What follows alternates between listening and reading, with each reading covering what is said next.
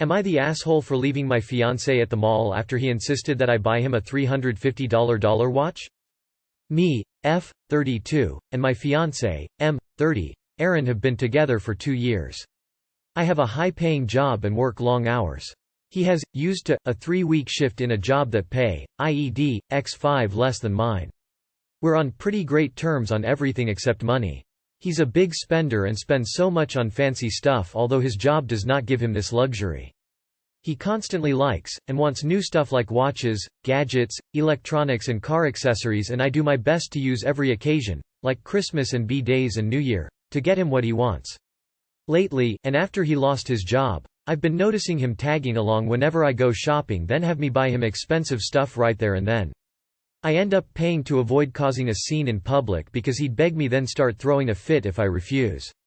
I talked to him about it since it seemed like a pattern, but he said he just happened to see something he liked and thought I could pay for it. I told him that I no longer feel comfortable with this and that next time he tries to put me on the spot, then have me pay for something he likes, then throw a tantrum if I refuse, then I'd walk out and leave him there. He crossed his heart and said he'd never do such thing. On Wednesday, we went to the mall to get a Father's Day gift for Mount Dad and we walked by the accessory store. Aaron told me to stop and follow him as he entered the store. I knew this wasn't going well because he repeatedly tried on this watch that was worth over $350 and expressed his admiration for it. He then asked if I could pay for it, but I said no and lied about having only $300 for my dad's gift, which is why we were there in the first place. He started going on and on about how cool and catch the watch was, then asked if my dad was more important than him. I looked around and saw people looking at us as he started raising his voice. I told him to knock it off, but he refused and insisted I pay for it. I just turned around and walked out of the store and out of the mall. I got in my car and went home. He started calling me non-stop, but we didn't talk till he got home. He blew up saying I reacted ridiculously and selfishly after he begged me and I refused. He said that I then made a joke out of him by walking out and leaving him at the mall. I told him of what I said would happen if he decided to put me in this position again. He argued that all he was asking was for just $350 and even showed me a small notebook saying he's been writing down everything I pay for so he could pay me back, but I was too selfish to even consider it. He yelled at me then out to meet his friends. His best friend tried to get involved by shaming me for how I behaved at the mall and hinting that what I was doing was borderline financial control. Am I the asshole? Should I have just paid for the watch? Edit. He said he was going to pay me back but didn't tell me this at the mall. Don't know if it changes anything since he has no money. Not the asshole. Break up with him and tell him he now has full financial control of his own life. When someone waves a red flag in your face, pay attention. Not the asshole. Not the asshole. Do not marry this man. He doesn't want a wife, partner, he wants an ATM. He's not your fiancé, he's where your financial health goes to die. Not the asshole. You are supposed to be his girlfriend, not his sugar mama. And has he taken any steps to get another job? You need to take a step back from this relationship. Not everyone is a high AITA, but most people have pride and dignity and respect their partner. And the fact he claims he has written everything down in a notebook, I don't believe it. He is a user. Not the asshole. How can you not see that you don't have an adult fiancé? You have a greedy, grasping, temperamental child who manipulates you. Seriously, your story sounds like the story of every mom who takes her toddler shopping, having to put up with demands and tantrums. Do you really want to spend your life going through that sort of thing? I think it's time he did something for you, as in making himself absent from your life. You're being manipulated and used and it's not going to get any better. Not the asshole obviously, but I have to admit I'm confused. Why are you with a 30-year-old man who has public tantrums about anything, ever? I'm asking sincerely. What on earth is the attraction? Being, hopefully temporarily, unemployed isn't anything to be ashamed of. But being a full-grown 30-year-old man with absolutely no impulse control, no financial sense, no sense of responsibility, no basic sense of respect for you, and the behavioral tendencies of a stroppy toddler. I'm genuinely confused about what on earth you find attractive about this man. Because even if he was the most gorgeous man on earth, you couldn't convince me to spend 5 minutes with someone that's selfish, shallow, and obnoxious. Yeah, you're not the asshole, but your taste in men is really questionable. Would I be the asshole for disinviting a guest from my wedding over the color of her dress? My 23F wedding is at the start of August and I've been confirming RSVPs this weekend to finalize seating and catering etc. I ended up chatting with one of my uni friends B, 24F. And we got onto the topic of clothes for the wedding, and B was saying how excited she was to dress up as she hasn't been invited to a non-family wedding before. Now while we are both British, B is ethnically white, where I am South Asian. She said she wanted to wear a sari to my wedding, so I told her a few places she could get a nice one and she went shopping. I did tell her that red was our bridal color so it should be avoided. ETA. In my community you don't wear bridal colors whatever they may be on the wedding reception itself. The sangeet, mendi etc. are different. Now she's saying that she fell in love with a red and gold sari and has bought it. I told her that's the color of my bridal gown and she needs to find another outfit. She said she's sure it won't matter on the day but that's the equivalent of someone wearing a white dress to a Western wedding. She's refusing to compromise and change her outfit because she loves it so much and she won't have another occasion in which it's appropriate for her to wear a sari. I don't want someone wearing red and gold on my wedding day. Would I be the asshole if I uninvited her over this? Not the asshole. She's insisting on wearing a wedding dress to your wedding. She can stay at home and wear it there. Not the asshole at all. You told her beforehand no red. She went and ignored your instructions. What is with people and knowing the rules and requirements beforehand and then ignoring them? Her not having another occasion to wear it is not your problem. And you have nothing to feel bad about. She chose to make it impossible for herself to attend by not following the requirements. That's her doing, not yours. She's very disrespectful. Not the asshole. You already told her to avoid red and while she may have fallen in love with a red sari she already knew red was off limits and could have fallen in love with another one rather than buying the red one. She thinks by saying she already has it and won't have any other occasion to wear it is her trying to pressure you to give in. Uninvite her, she is not your true friend. You've asked her beforehand not to pick that color specifically because it would be something you'd have. You don't turn up to a wedding wearing white either like you said, it's ludicrous. If she can't respect it then she doesn't need to be there either. Not the asshole. Not the asshole. How incredibly selfish can she be that she bought a sari in the color you specifically told her not to buy? Then when you reiterate that she'll be wearing the same colors as your sari, she won't change. She doesn't sound much like a friend to me. Not the asshole. If she can't be respectful then she can stay home. Am I the asshole for expecting girlfriend to buy food she doesn't like and calling her my roommate? Background info. I own my own home, and 7 months ago girlfriend moved in. We both agreed that it would be unfair for her to contribute to my mortgage, as I am gaining equity and she is not. The agreement that we came up with is that I am responsible for all house expenses, mortgage, WA dues, taxes, insurance, maintenance, and she is responsible for living expenses, electric, water, internet, streaming, groceries. We had this all hashed out before she moved in. Now, obviously I'm paying a lot more. I pay $2,000 a month, not including regular maintenance. She pays about $500 a month. This is fine by me, as it is what we agreed to. On to the actual conflict. Girlfriend has started getting annoyed about groceries.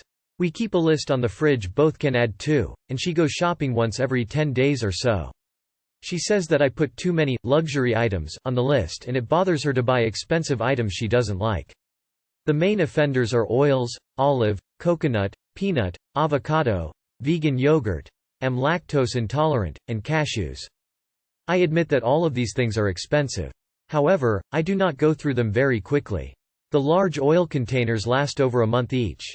One large container of yogurt lasts over a week. A large container of cashews lasts about 3 weeks. Only the yogurt needs to be bought frequently, and the large container is just over $5. Furthermore, I do not eat the cheese or milk products she buys, some of which are more expensive, fancy ice cream bars and cheese dips, than what I like. Girlfriend suggested I buy my own, luxury goods, since she doesn't benefit from them. She eats the dishes I cook the oils with, so this isn't necessarily true. Furthermore, this isn't our agreement. She pays no rent, and she'd be paying a lot more than $500 a month in any other roommate situation. When I pointed this out, she became frustrated, saying that's irrelevant since we aren't roommates.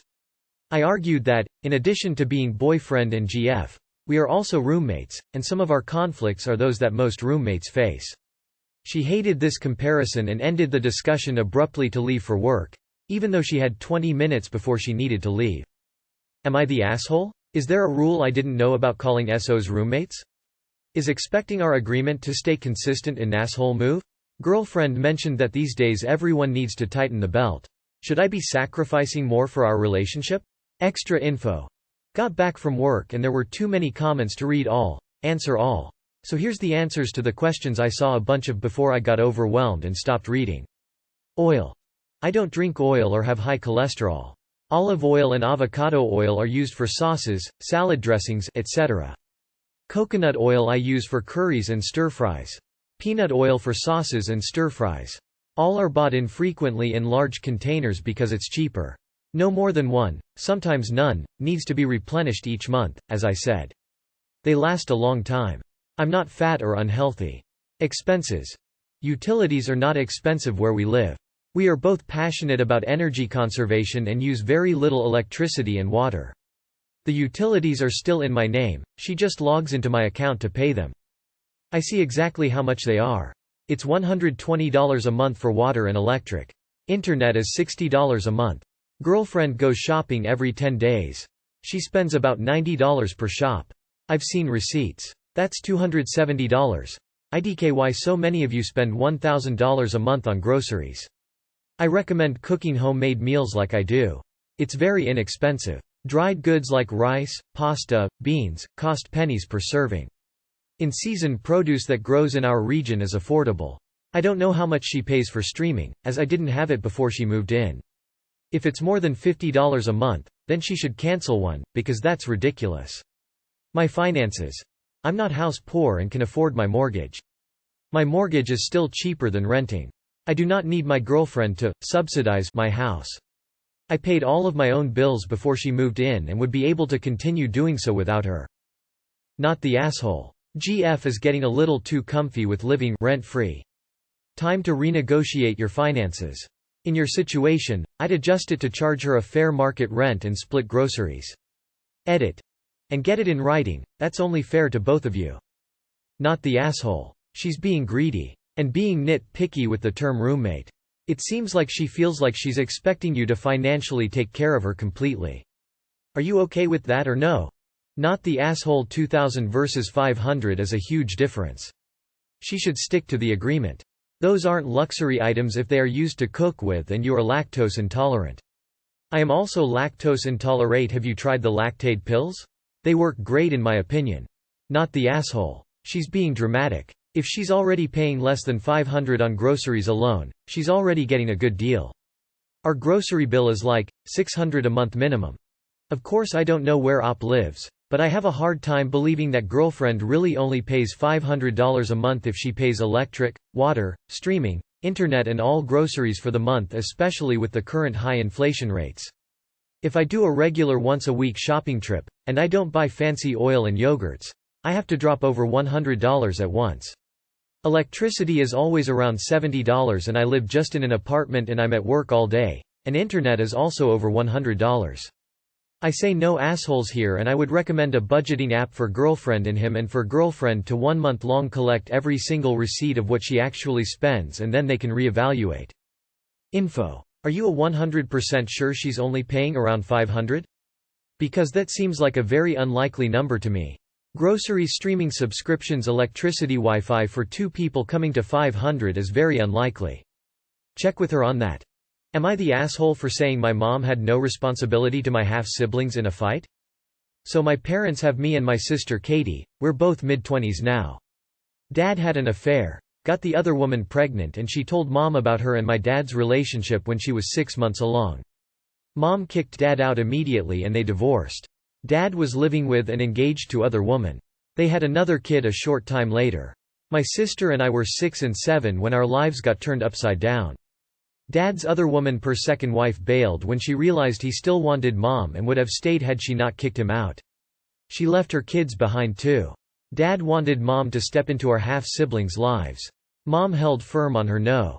When Katie and I were teenagers, our dad ended up seriously injured and our half-siblings spent the best part of a year in foster care.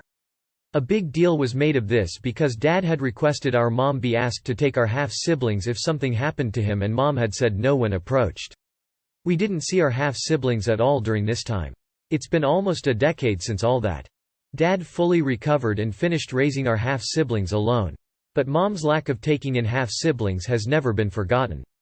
Dad hates her for it, and so do our half-siblings. Katie and I also get some shit from them for not begging, demanding Mom save them from foster care. They had a shitty experience. I will always, 100% be on my mom's side for that. She did what was best for her and ultimately, what was best for me and Katie, because we needed our mom healthy and doing good. Not struggling and drowning in her own feelings because she was trying to take care of the kids who reminded her of the affair her ex-husband had. Katie is engaged and the topic has come up a lot. Dad and our half-siblings are not happy with Mom being an active part of the wedding, and they say she should be cut from the wedding for not protecting our half-siblings. Katie said no way in hell. I said that Mom had no responsibility to them and I never thought she did anything wrong. My words sparked an even worse fight, where they said we should care about our half-siblings, and how could I condone the actions of a grown woman who left kids to go to foster care when they were the siblings of her own children. Am I the asshole? Not the asshole. Women are not responsible for cleaning up the mess that a man made. Period. Not the asshole. Where is bio mom in this? That's where the anger should go. It's not your mom's fault that dad downgraded to a woman who ditched her kids and him. Not the asshole. And, if I were Katie, I'd cut your dad and the half-sibs from the wedding and her life. Your father's dick caused every problem every one of them has ever had, and only your dad should be blamed. Not the asshole. How could I condone the actions of a grown woman who left kids to go to foster care when they were the siblings of her own children? And, funny how they gloss over the part or completely ignore that fact that your dad cheated on your mother. Who they should be mad at is their mother. Where was she when they were in foster care? Talk about misplaced blame. They are your half-siblings because your dad cheated. It would take a person who had a screw loose or was designated certifiably insane who would take in the kids of their spouse's affair. Both you and your sister should block and go no contact with these people. This is Katie's wedding and she does not need this drama. Not the asshole. Your half-siblings were not and still are not your mother's responsibility. It was extremely selfish of your father to even ask that of her. They need to redirect their anger towards their bio mother. She's the one who failed them by abandoning them. Not the asshole. Their anger is directed at an easy target, your mom. It's much harder for them to process that it was their own bio mom that abandoned them and her fault that they ended up in foster care. Your siblings would probably benefit from therapy.